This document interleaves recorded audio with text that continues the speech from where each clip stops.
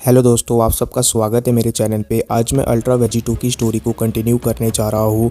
दोस्तों, इस स्टोरी के ओरिजिनल राइटर है कॉल मी ARJ एंड उनके चैनल से जुड़े सारे लिंक्स मैंने डिस्क्रिप्शन में दे दिए हैं, तो चाहिए और उन्हें अपना पूरा सपोर्ट दिखाइए।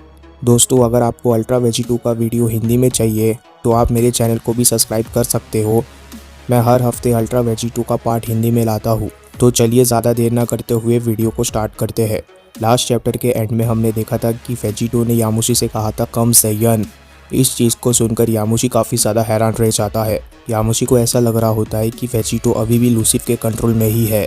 यामुशी बोलता है कि नहीं, ऐसा नहीं हो सकता वेजिटो, लूसिफ तुम्हें अभी भी कंट्रोल नहीं कर सकता। मुझे तो लगा था कि लूसिफ से तुम्हें छुटकारा मिल चुका है।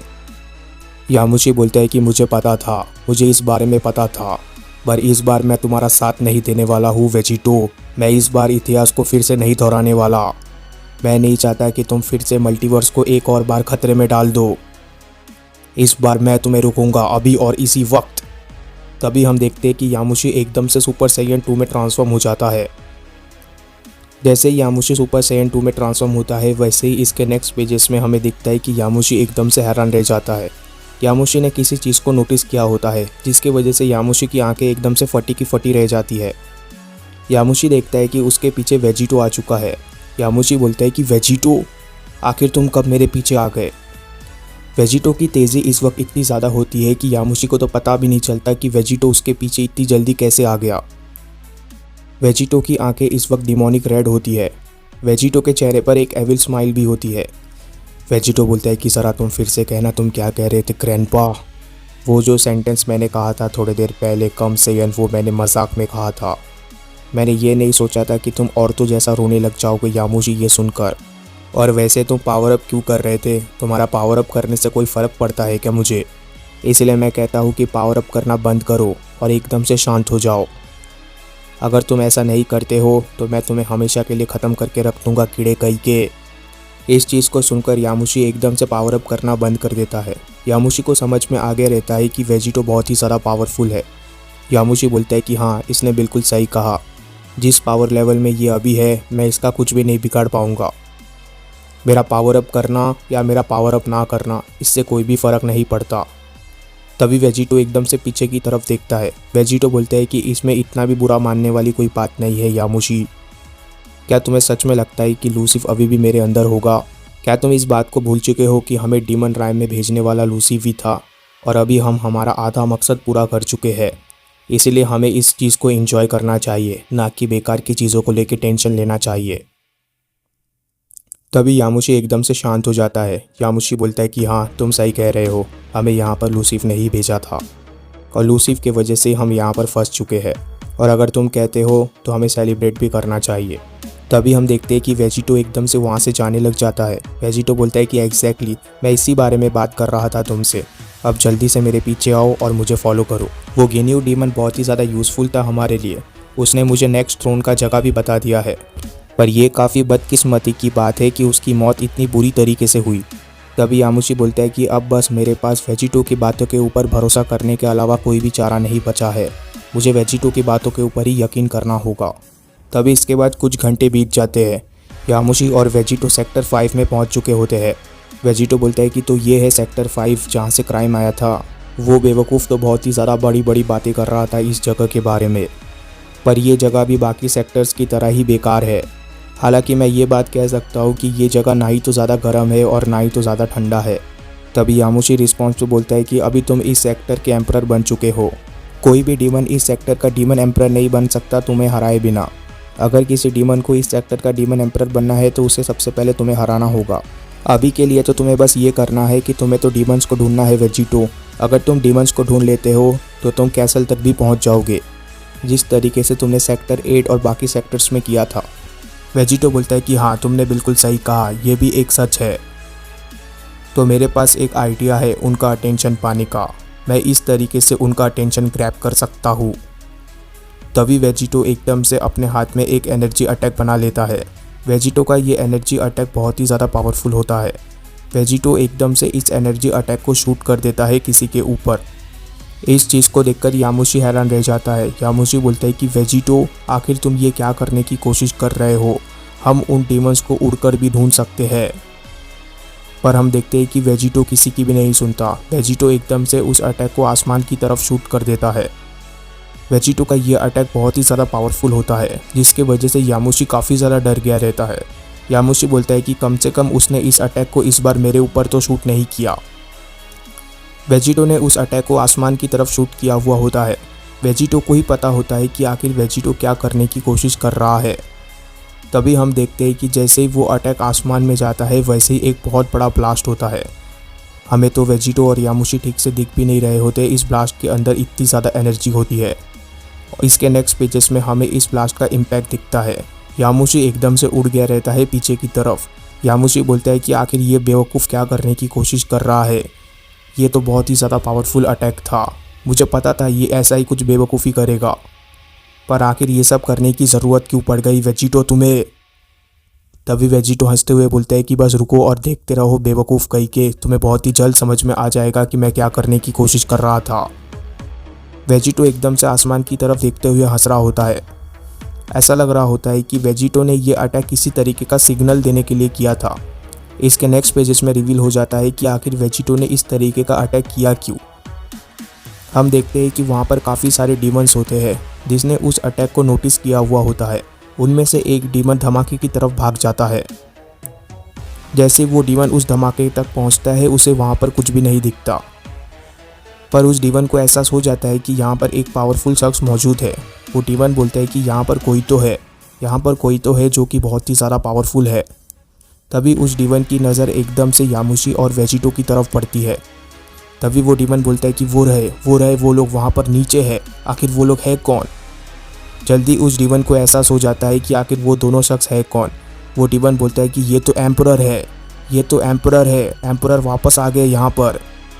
उसने मुझे पहली बार ही देखा है, पर फिर भी वो इस तरीके से बिहेव कर रहा है, ये तो काफ़ी ज़्यादा अजीब बात है। लगता है मुझे वहाँ पर जाकर उसे ऑटोग्राफ देना चाहिए। तभी वेजिटो एकदम से उस डीमन के पास पहुँच जाता है। वेजिटो को एकदम से अपने पास आता देख वो डीमन एकदम से डर जाता है। वो डीमन बोलता है कि एम्परर आपका स्वागत है। तभी वेजिटो ये सुनकर बोलता है कि थैंक्स बच्चे, मेरे पास एक काम है तुम्हारे लिए। जल्दी से मुझे इस सेक्टर के कैसल का रास्ता बताओ। मुझे यकीन है कि तुम्हें इस बारे में पता होगा, मुझे इस बार डिसअपॉइंट मत करना। तभी वो डीमन बच्चा एकदम से डरते हुए बोलता है कि हाँ माय लॉर्ड, मुझे पता है। वो डीमन एकदम से बोलता है कि पोर्टल 8 ओपन हो जाओ। जैसे ही वो डीमन ऐसा बोलता है वैसे ही ज़मीन पे एक क्रैक आ जाता है। धीरे धीरे वो क्रैक एकदम से बढ़ जाता है और वो क्रैक एकदम से एक बड़े से होल में कन्वर्ट हो जाता है। इस चीज़ को देखकर वेजिटो के चेहरे पर एक स्माइल आ जाती है। वेजिटो बोलता है कि बहुत अच्छे बच्चे, तुमने बहुत अच्छा काम किया है, तुम एक बहुत अच्छे नौकर बनने के लायक हो। अब ज़रा तुम मुझे ये बताना कि आखिर तुम्हारा नाम क्या है। वेजिटो हैंडशेक करने के लिए अपना हाथ बढ़ाता है उस डीमन की तरफ, जिसे देखकर वो डीमन काफ़ी ज़्यादा हैरान रह जाता है। वो डीमन भी अपना हाथ बढ़ा रहा होता है वेजिटो की तरफ। वो डीमन बोलता है कि हैंडशेक, वो भी आपके साथ एम्परर, ये तो मेरे लिए काफ़ी ज़्यादा ऑनर की बात है। वो डीमन काफ़ी ज़्यादा खुश हो जाता है वेजिटो के साथ हाथ मिलाकर। वो डीमन बोलता है कि मेरा नाम है पिन। पिन नाम को सुनकर वेजिटो को थोड़ा सा अजीब लगता है। वेजिटो बोलता है कि ये नाम तो बहुत ही ज़्यादा अजीब है, पर ठीक है, एरिगाटो पिन। एकदम से इस अजीब से शब्द को सुनकर पिन हैरान रह जाता है। पिन बोलता है कि एरिगाटो का मतलब, आखिर आप कहना क्या चाहते हो एम्परर, मुझे समझा नहीं। वेजिटो एकदम से डिसअपॉइंट हो जाता है। वेजिटो बोलता है कि तुम्हें एरिगाटो का मतलब नहीं पता, लगता है अर्थ यहाँ से बहुत ज़्यादा दूर है, इसलिए तुम्हें अर्थ के बारे में नहीं पता बिल्कुल भी। एरिगेटो एक जापानीज शब्द है जिसका मतलब है थैंक यू। तभी पिन बोलता है कि माय लॉर्ड, आपको शुक्रिया अदा करने की कोई ज़रूरत नहीं है, ये तो मेरा फ़र्ज़ था और ये काफ़ी ज़्यादा ब्यूटीफुल लैंग्वेज है। मैं भी इस लैंग्वेज के बारे में और भी ज़्यादा जानना चाहता हूँ। क्या आप मुझे और 2-4 वर्ड सुना सकते हैं इस लैंग्वेज के बारे में। इस चीज़ को सुनकर वेजिटो के चेहरे पर एक स्माइल आ जाती है। वेजिटो बोलता है कि हाँ बिल्कुल। ये सुनकर काफ़ी ज़्यादा खुशी हुई कि तुम जापानीज सीखना चाहते हो। मुझे लगता है कि तुम्हारे इतने सारे हार्डवर्क के लिए तुम्हें एक रिवॉर्ड तो देना ही चाहिए। चलो मैं तुम्हें एक और जापानीज़ वर्ड सिखाता हूँ। ये जापानीज़ वर्ड मेरे दिल के काफ़ी ज़्यादा करीब है। तभी वेजिटो एकदम से बोलता है कि हक्काई। वेजिटो की आंखें एकदम से डिमोनिक रेड हो जाती है। जैसे ही वेजिटो हक्काई बोलता है वैसे ही हम देखते हैं कि पिन का एग्जिस्टेंस एकदम से ख़त्म होने लग जाता है। पिन बोलता है कि माय लॉर्ड, आखिर मेरी क्या गलती थी, आपने ऐसा क्यों किया। अपने दोस्त डीमन का इस तरीके का हालत देखकर बाकी के 2 डीमंस भी डर जाते हैं। वो बोलते हैं कि नहीं, तुम ऐसा नहीं कर सकते, आखिर तुमने ऐसा क्यों किया? इस चीज़ को वेजिटो भी सुन लेता है। वेजिटो एकदम से पीछे पलट कर देखता है। वेजिटो बोलता है कि वो अकेले वहाँ पर नहीं जा रहा है, तुम भी बहुत ही जल्द उसे ज्वाइन कर लोगे। तभी वेजिटो एकदम से अपना एक हाथ आसमान की तरफ करता है। जैसे ही वेजिटो ऐसा करता है वैसे ही हम देखते हैं कि वो बाकी के 2 डीमंस भी इरेज होने लग जाते हैं। देखते ही देखते वेजिटो उन डीमंस को भी पूरी तरीके से एग्जिस्टेंस से ख़त्म कर देता है। जैसे ही वेजिटो उन तीनों डीमंस को मार देता है वैसे ही वेजिटो एकदम से उस गड्ढे के अंदर चला जाता है। वेजिटो की इन सारी अजीब हरकतों को यामुशी देख रहा होता है।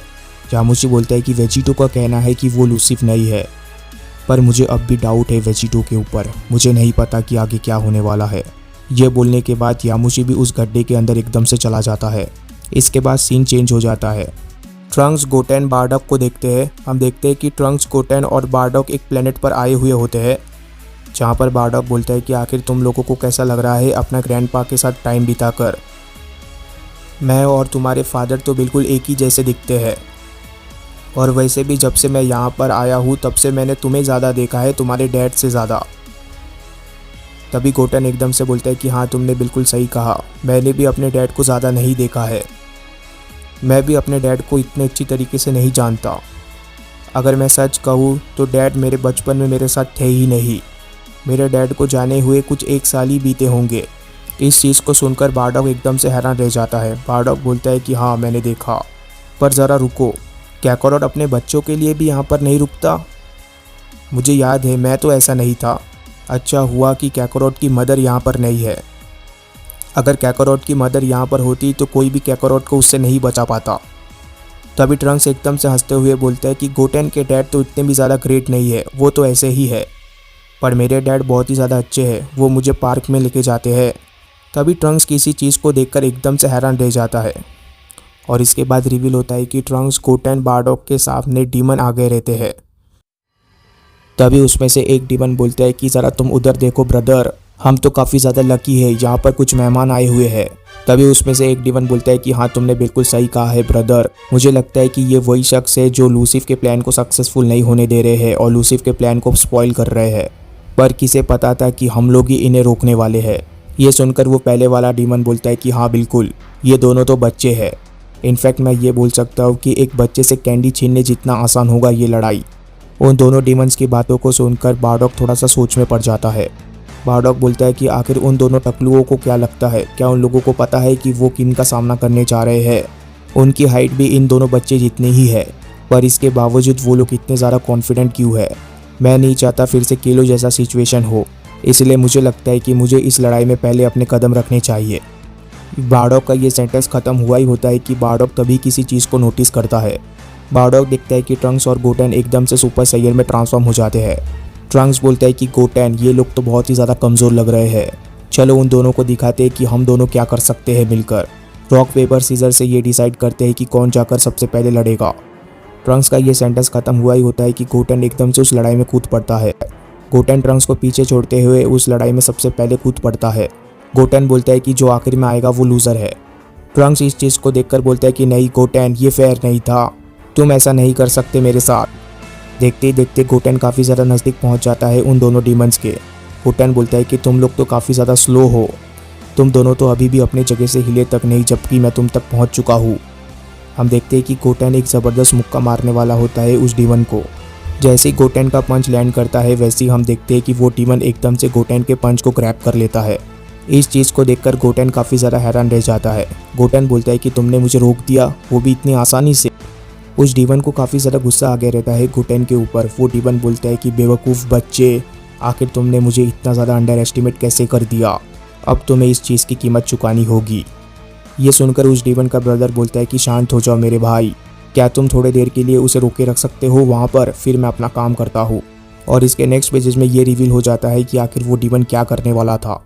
वो डीमन एकदम से अपने आर्म को ड्रिल की तरह घुमाने लग जाता है और एकदम ड्रिल मशीन की तरह वो डीमन एकदम से गोटेन के शरीर के आर पार अपना आर्म घुसा देता है। एक ही बार में वो दोनों डीमंस मिलकर गोटेन की हालत ख़राब कर देते हैं। गोटेन के साथ इस तरीके की चीज़ को होता देख ट्रंक्स और बारडॉक दोनों ही हैरान रह जाते हैं। दोनों ही बोलते हैं कि गोटेन। बारडॉक बोलता है कि मुझे पता था ऐसा ही कुछ होगा, इसीलिए मैं इस सिचुएशन को खुद हैंडल करना चाहता था।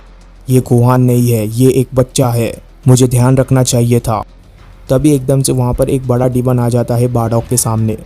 वो बड़ा डीमन बोलता है कि तुम इन बच्चों के मामले से दूर रहो फ्लैश पाइल। क्या तुम्हें ये नहीं सीखा कि तुम्हें अपने फाइट में अपने लेवल का कोई ढूंढना चाहिए। बच्चों को बच्चों के प्रॉब्लम्स को डील करने दो और हम बड़े हमारे प्रॉब्लम को डील करते हैं। जैसे ही उस डीमन का ये सेंटेंस ख़त्म हो जाता है वैसे ही हम देखते हैं कि ट्रंक्स एकदम से उस डीमन के साइड से निकल जाता है। वो डीमन बोलता है कि मुझे इन छोटे कीड़ों में कोई भी इंटरेस्ट नहीं है और आज के रात का मेन्यू तो तुम हो। वो डीमन सीधी तरीके से बारडॉग को चैलेंज कर रहा होता है और बारडॉग भी इस चैलेंज को एक्सेप्ट करता है। बारडॉग भी एकदम से फाइटिंग पोजीशन पे आ जाता है। बारडॉग बोलता है कि कम से कम मैं तुम्हारी थोड़ी सी रिस्पेक्ट तो कर ही सकता हूँ, क्योंकि आफ्टर ऑल बहुत कम लोग होते हैं जो एक वॉरियर डेथ की ख्वाहिश करते हैं। तभी वो डीमन हंसते हुए बोलता है कि ज़रूर। दूसरी तरफ हम ट्रंक्स को देखते हैं। ट्रंक्स काफ़ी तेज़ी से गोटेन की तरफ जा रहा होता है। ट्रंक्स बोलता है कि गोटेन हिम्मत बनाए रखो। उसमें से एक डीमन ट्रंक्स को करीब आते हुए देख लेता है। वो डीमन बोलता है कि ब्रदर एक और आ रहा है। इस चीज़ को सुनकर वो दूसरा डीमन बोलता है कि हाँ मैंने देखा, जल्दी से मैं अपने हथियार को साफ कर लेता हूँ। वो डीमन बोलता है कि अब आओ भी बच्चे, तुम्हारा दोस्त आखिरी सांस गिन रहा है। जैसे ही ट्रंक्स उस डीमन के काफ़ी ज़्यादा नज़दीक पहुंचता है वैसे ही हम देखते हैं कि वो डीमन एकदम से अपने आर्म को फिर से घुमाने लग जाता है ड्रिल मशीन की तरह। पर इस बार जैसे ही वो अटैक ट्रंक्स तक पहुंचता है वैसे ही हम देखते हैं कि ट्रंक्स एकदम से वहां से गायब हो जाता है। ट्रंक्स गायब होकर उल्टा उस डीमन के नज़दीक आकर एक ज़बरदस्त पंच मार देता है। ट्रंक्स का ये पंच इतने अच्छे एंगल से लगा हुआ होता है कि वो दूसरा डीमन भी एकदम से उस अटैक के चपेटे में आ जाता है। दोनों डीमंस आपस में टकरा जाते हैं और बहुत दूर जाकर गिरते हैं, जिसकी वजह से ट्रंक्स को मौका मिल जाता है गोटेन को बचाने का। दूसरी तरफ गोटेन की हालत लगातार खराब होती जा रही होती है। गोटेन ज़मीन से टकराता है, इससे पहले वहाँ पर ट्रंक्स आ जाता है। ट्रंक्स बोलता है कि मैं यहाँ पर आ चुका हूँ गोटेन, अब तुम्हें कुछ भी नहीं होगा। ट्रंक्स की आंखों से आंसू निकल रहे होते हैं गोटेन की इस तरीके की हालत को देखकर। ट्रंक्स बोलता है कि मैंने तुमसे कहा था मुझे छोड़कर मत जाना। मुझे लगा था कि तुम मेरे से ज़्यादा ताकतवर बन चुके हो और मैं तुम्हें इस तरीके से जाने नहीं दे सकता। तभी ट्रंक्स को याद आता है कि उसके पास एक सेंसर बीन भी है। ट्रंक्स एकदम से सेंसर बीन निकालता है। ट्रंक्स गोटेन को सेंसर बीन दे देता है, जिसको चबाते ही गोटेन थोड़ा थोड़ा ठीक होने लग जाता है। गोटेन बोलता है कि ट्रंक्स तुम मत हारना मेरी तरह। इस चीज़ को ट्रंक्स सुन लेता है। ट्रंक्स बोलता है कि नहीं, मैं ऐसा दोबारा होने नहीं दूंगा। हम देखते हैं कि ट्रंक्स के गुस्से की वजह से ट्रंक्स ट्रांसफॉर्म हो रहा होता है। ट्रंक्स के इस ट्रांसफॉर्मेशन को वो दोनों डीमंस भी नोटिस कर लेते हैं और ट्रंक्स के हेयर को देखकर ऐसा नहीं लग रहा होता कि ट्रंक्स सुपर सैयन 2 स्टेज में है। ट्रंक्स का पावर अप खत्म ही नहीं हो रहा होता और ट्रंक्स लगातार पावर अप करता ही जा रहा होता है। ट्रंक्स के प्यूपल भी गायब हो जाते हैं फ्यूचर ट्रंक्स की तरह और ट्रंक्स का ऑरा भी बिल्कुल फ्यूचर ट्रंक्स की तरह हो जाता है जो कि ज़ामाज़ू से लड़ा था। ट्रंक्स का गुस्सा और ट्रंक्स का ऑरा लगातार बढ़ता ही जा रहा होता है, जिसकी वजह से ट्रंक्स आखिरकार सुपर सैयन रेंज फॉर्म को अचीव करने में कामयाब हो जाता है। ट्रंक्स बोलता है कि मैं इस लड़ाई को जीतूंगा। वो बड़ा डीमन भी इस पावर लेवल को महसूस कर लेता है। वो बड़ा डीमन बोलता है कि वो पावर उस बच्चे से आ रही है। उस बड़े डीमन ने इतना कहा ही होता है कि तभी हम देखते हैं कि बारडॉग एक ज़बरदस्त किक मार देता है उस डीमन को। बारडॉग का ये किक इतना ज़्यादा ज़बरदस्त होता है कि उस डीमन की हालत ही ख़राब हो जाती है एक ही बार में। बारडॉग बोलता है कि क्या तुमने ये नहीं कहा था कि तुम साइज देखकर फाइट करते हो, इसलिए अपना आँख मेरे ऊपर रखो बेवकूफ़ कहीं के। वो डीमन बारडॉग के एक ही अटैक से नहीं उभरा होता है कि बारडॉग एक और अटैक कर देता है उस डीमन के ऊपर। बारडॉग एकदम से एक अपर पंच मार देता है उस डीमन को। बारडॉग बोलता है कि मैंने तुमसे कहा था ना कि अपनी नज़रें मत हटाना मेरे से बेवकूफ़। बारडॉग का ये पंच इतना ज़बरदस्त होता है कि वो डीमन काफ़ी दूर जाकर गिरता है। उस डीमन का पीछा करने से पहले बारडॉग की नज़र एकदम से ट्रंक्स के ऊपर पड़ती है। बारडॉग ट्रंक्स के इस तरीके के पावर लेवल को देखकर काफ़ी ज़्यादा इम्प्रेस हो जाता है। बारडॉग बोलता है कि बिल्कुल सही कर रहे हो ट्रंक्स, तुम उन बेवकूफ़ों को दिखाओ कि आखिर वेजिटा ब्लड लाइन क्या कर सकता है। ये बोलते ही बारडॉग एकदम से उस डीमन की तरफ चला जाता है। वहीं पर दूसरी तरफ ट्रंक्स का गुस्सा शांत नहीं हुआ होता। इसके बाद सीन चेंज होता है और हम फ्यूचर से आए हुए ट्रंक्स को देखते हैं। वो ट्रंक्स किसी चीज़ को नोटिस करता है। वो ट्रंक्स बोलता है कि मेरे हाथ। ट्रंक्स के हाथ से एनर्जी स्पार्क निकल रहा होता है। ट्रंक्स बोलता है कि आखिर ये मेरे साथ क्या हो रहा है। मुझे ऐसा लग रहा है कि मेरा एनर्जी कम हो रहा है। नहीं, ऐसा नहीं हो सकता। मुझे ऐसा लग रहा है कि कोई मेरी एनर्जी को यूज कर रहा है। इसी के साथ ये चैप्टर खत्म हो जाता है। इसके बाद क्या हुआ ये हम तब जानेंगे जब इसका नेक्स्ट चैप्टर आएगा। तब तक के लिए चैनल को सब्सक्राइब कर देना, वीडियो को लाइक कर देना। Goodbye, take care, thank you.